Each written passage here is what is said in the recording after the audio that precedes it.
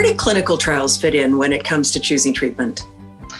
Clinical trials are the mainstay of everything that we do in cancer care. Every single cancer drug that we've developed dating back into the 1970s at the National Institute of Health is a result of some patients and some doctors designing a clinical trial. These FLT3 inhibitors were developed over the last several years. So when I first came out of fellowship and started my training, we didn't have these targeted therapies. Since 2017, in 4 years, we've had 9 different drugs approved.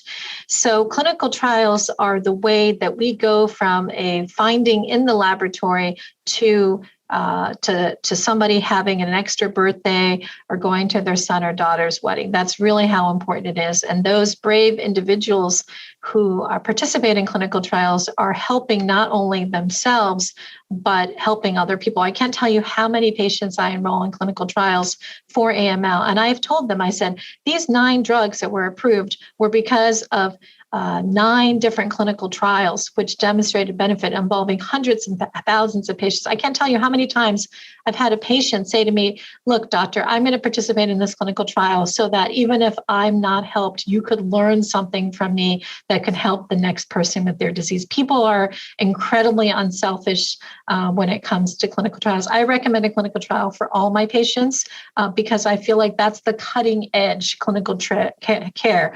I had patients here who I had on clinical trial drugs, and I was able to go to them and say, good news, your drug has now been approved. And they say, Dr. Wang, I've been on this drug for a year. And I said, that's right, because you were part of that clinical trial. And you're here now because of that drug. And now a year or two later, that drug's potency has been recognized. And now the fact that you were in that trial has really helped us get this approval, which is going to help every other patient with that disease going down the line. So very important.